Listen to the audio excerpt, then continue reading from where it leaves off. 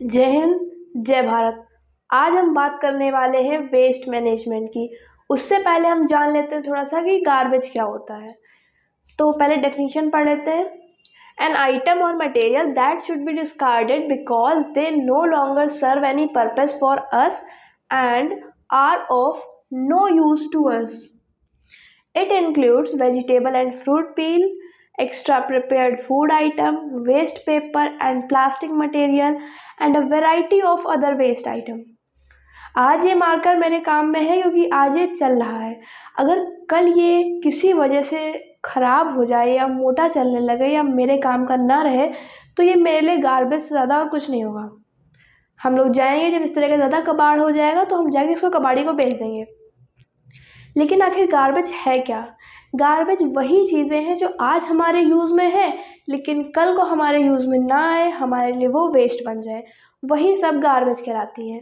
जैसे कि हमारे पास सब्जी रखी हुई है, हमने उसको उसका छिलका अलग कर दिया तो छिलका हमारे लिए गार्बेज हो गया, लेकिन जब तक रखी हुई थी तब तक वो हमारे यूज़ की थी। प्लास्टिक का ग्लास है, प्लास्टिक का कप है, तो वो हमारे यूज़ में है। अगर वो टूट जाए या उसमें लीकेज हो जाए तो वो हमारे यूज़ का नहीं रह जाएगी कप। तो उन्हीं सारी चीज़ों को गार्बेज कहते हैं। गार्बेज दो टाइप्स में क्लासिफाई किए गए हैं, बायोडिग्रेडेबल और नॉन बायोडिग्रेडेबल। उनके बारे में थोड़ा सा जानते हैं पहले। Biodegradable waste decomposed into soil by microbes. अब ये तो हम सब लोग जानते हैं कि सॉइल में माइक्रोब्स यानी कि माइक्रो ऑर्गेनिज्म प्रेजेंट होते हैं, जिनकी बॉडी से एंजाइम निकलते हैं। वो चीज़ों पे एंजाइम डालते हैं अपना, उससे जो सब्सटेंस होता है वो डिग्रेड हो जाता है, मिनरलाइज हो जाता है और वो फिर से उसको सॉइल में मिला देते हैं। लेकिन इसमें बात कही गई है decomposed into soil by microbes. तो ये जो बायोडिग्रेडेबल सब्सटेंस होते हैं ये माइक्रोब्स के द्वारा डिकम्पोज कर दिए जाते हैं, डिग्रेड कर दिए जाते हैं सॉइल में।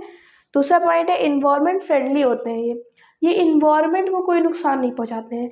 जब तक ये इन्वायरमेंट में पड़े रहेंगे तब तक थोड़ा बहुत नुकसान करेंगे, क्योंकि जितनी देर ये पड़े रहेंगे उसके ऊपर मक्खी, मच्छर और भी कई कीड़े मकोड़े आएंगे, जिसकी वजह से मलेरिया, डेंगू जैसी बीमारियां फैल सकती हैं।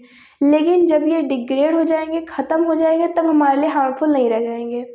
तो ये होते हैं biodegradable waste. Composed of organic matter. Organic matter यानी कि प्लांट या एनिमल से ही चीज़ें आई होंगी, उन्हें कहते हैं ऑर्गेनिक मैटर। अब यही ऑर्गेनिक मैटर आता है बायोडिग्रेडेबल वेस्ट में, जैसे कि छिलका हो गया सब्जी का या फल का छिलका हो गया, पेपर हो गया, जो चीज़ें प्लांट और एनिमल से मिली हैं, या डेड बॉडीज़, ये सारी बायोडिग्रेडेबल हो गई। फिर बात आती है नॉन बायोडिग्रेडेबल की। इसमें है can not decomposed by microbes. जो माइक्रो ऑर्गेनिज्म जो अपना एंजाइम रिलीज करते हैं अपनी बॉडी से, उनकी इतनी कैपेबिलिटी, इतनी क्षमता नहीं होती है कि वो इन सब्सटेंस को भी डिग्रेड कर सकें या डिकम्पोज कर सकें। Harm environment. ये इन्वायरमेंट को हार्म भी पहुंचाते हैं, हमारे इन्वायरमेंट के लिए ये नुकसानदायक है। Composed of inorganic matter like plastic, paint, metal, glasses etcetera. ये हमारे इन्वायरमेंट को ऐसे हार्म पहुंचाते हैं क्योंकि ये मिलियंस ऑफ ईयर तक पड़े ही रहेंगे, इनका कोई भी यूज़ नहीं हो सकता। अगर इनको बैक्टीरिया डिकम्पोज नहीं कर सकते, ये मिलियंस ऑफ ईयर तक सॉइल में पड़े रहेंगे और मिलेंगे नहीं कभी भी। जैसे कि पेंट हो गया, प्लास्टिक हो गया, मेटल हो गया, ग्लास हो गए कांच वाले, ये सारी चीज़ें आती हैं नॉन बायोडिग्रेडेबल में। अब वेस्ट है, ह्यूमंस हैं तो वेस्ट तो होगा ही। ह्यूमंस ने वेस्ट जनरेट किया तो अब इस वेस्ट को कहीं ना कहीं तो ठिकाने लगाना पड़ेगा, क्योंकि कोई भी चीज़ है अगर माइक्रोब्स या माइक्रो ऑर्गेनिज्म डिकम्पोज ना करे तो ये अर्थ शायद अब तक वेस्ट से ही भर गई होती।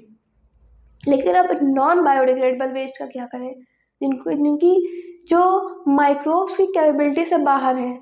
तो अब इन सब के लिए हम कई सारे प्रोसेस पढ़ेंगे, वेस्ट मैनेजमेंट प्रोसेसेस। तो अब हम वेस्ट मैनेजमेंट प्रोसेस को पढ़ने जा रहे हैं। मेथड्स ऑफ वेस्ट मैनेजमेंट में सबसे पहले आता है recycling. Recycling it is a process of treating and converting waste into new products that can be used as raw material. Example plastic, glass, paper, etc. तो यहाँ पे बताया जा रहा है कि रिसाइकलिंग यानी कि हमने बहुत सारी चीज़ें यूज़ की, वो अब गार्बेज हो गई, मतलब हमारे अब यूज़ की नहीं है, तो हम उनको जाके रिसाइकलिंग करवा सकते हैं। जहाँ पे रिसाइकलिंग होती है वहाँ पे दे सकते हैं जाके, ताकि इनका रिसाइकल हो जाए और ये फिर से हमारे यूज़ के लिए तैयार हो जाए। जैसे कि पेपर है, पेपर को हम कॉपी भर गई, फिर कॉपी हम जाके किसी रिसाइकलिंग वाली इंडस्ट्री में दे सकते हैं जाके, या कबाड़ी वाले को दे दें, वो जाके वहाँ तक पहुँचा देगा। इससे क्या होता है कि वो फिर से रिसाइकल होते हैं और फिर से हमारे पास एक कॉपी बन के आती है जिस पे हम लिखते हैं। तो ये रिसाइकलिंग का प्रोसेस चलता रहता है, इससे कि ये जो वेस्ट बीच में अटक जाता है ये प्रोसेस नहीं होता, ये प्रॉपर एक साइकिल बन जाती है और ये चलता ही रहता है। फिर बात आती है कि रिडक्शन कैसे करें, बाय अप्लाइंग 3R। 3R एक ऐसी प्रोसेस होती है जिससे कि हम रिडक्शन कर सकते हैं, जो वेस्ट जनरेट हो रहा है उसको कम कर सकते हैं। कैसे? By applying 3R। 3R क्या है? Reduce, reuse, recycle. सबसे पहले आता है रिड्यूस, लेस कंजप्शन। कोई भी ऐसी चीज़ जो नॉन बायोडिग्रेडेबल है उसका हम लेस कंजप्शन करें, उसको हम अपने यूज़ में कम लें, या फिर जब बहुत ज़्यादा ज़रूरी ही हो तभी हम उसको लें। तो ये होता है रिड्यूस, हम यानी कि नॉन बायोडिग्रेडेबल वेस्ट को कम यूज़ करें। Reuse, old newspaper, envelope etcetera, ये सारे एग्जाम्पल है जिनको हम रीयूज़ में लाते हैं। रीयूज़ मतलब जो हमने आज यूज़ किया है उसको हम दोबारा फिर यूज़ करें। फिर आता है recycling, paper, aluminium, drink can etcetera, ये सारी वो चीज़ें हैं जो रिसाइकलिंग में आती हैं। मेटल की कोई भी चीज़ रिसाइकल हो सकती है फिर से। आज कोई बर्तन टूट गया, कोई फूट गया बर्तन, तो उसको फिर से रिसाइकल करके एक नया बर्तन बनाया जा सकता है। तो ये था 3R। अब हम पढ़ेंगे कंपोस्टिंग। कंपोस्टिंग क्या होती है? कंपोस्टिंग क्या होती है? Decomposition of organic waste into manure. Organic waste यानी कि जो बायोडिग्रेडेबल वेस्ट है उसको मैन्योर में चेंज कर देना। सबसे पहली चीज़ ये होती है कि जो वेस्ट है उसमें से दोनों चीज़ों को अलग करना, बायोडिग्रेडेबल और नॉन बायोडिग्रेडेबल को अलग अलग करना। उसमें से जो बायोडिग्रेडेबल है उसको मैन्योर में चेंज कर देना, यानी कि जिसे खाद बोलते हैं, ऑर्गेनिक खाद में चेंज कर देना। Which is appropriate for organic farming. आजकल ऑर्गेनिक फार्मिंग की बहुत कमी हो गई है, लेकिन ये जो मैन्योर बन के तैयार होती है ये ऑर्गेनिक फार्मिंग के लिए बहुत ही ज़्यादा सुटेबल रहती है। It is little slow but fastest process for organic waste. Organic waste के लिए ये सबसे सेफेस्ट वे है।